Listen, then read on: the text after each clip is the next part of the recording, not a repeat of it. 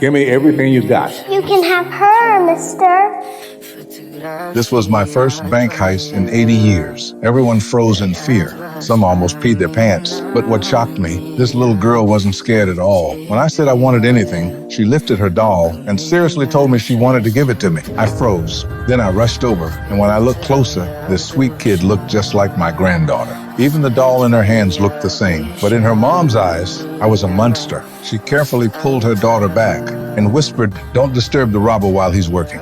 His job's robbing banks. I shook my head and told them I was doing this today, just so I could see my family a few more times. Right as I said that, my bad heart hit me again. The pain dropped me to my knees. The little girl saw me suffering and reached for my mask. Her mom yanked her back in fear, afraid I might snap and kill them. But what they didn't know was that my whole life, I'd been kinder than anyone. In 80 years, I never even stepped on an ant. If life hadn't pushed me to the edge, I'd never have done something this insane. I knew the girl only worried I was suffocating. She wanted me to breathe, so I gently tapped her hand, a small thank you for her kindness. But that small gesture would later bring me huge trouble. The job went unusually smooth. We slipped out before the cops showed up, a clean escape. After we got the money, we didn't blow the money. We split it into pieces and quietly gave it to people who needed it, like the waitress who couldn't afford treatment, or the old co-workers who lost their pensions. Their greedy boss had cut everyone's benefits. Without this money, we old guys would starve. After we set everything in place, I met up with my two old buddies.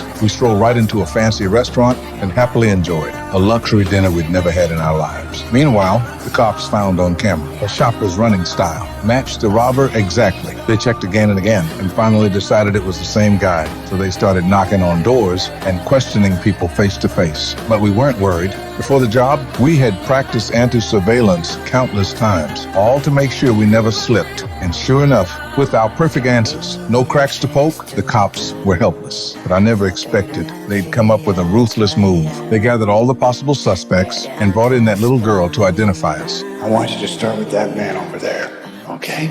Get a good look at his face. The moment I saw her familiar face, I froze completely, cold sweat all over me.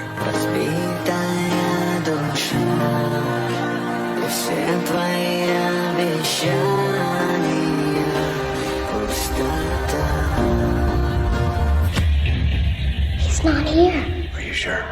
Yep, I'm positive. I got a great memory.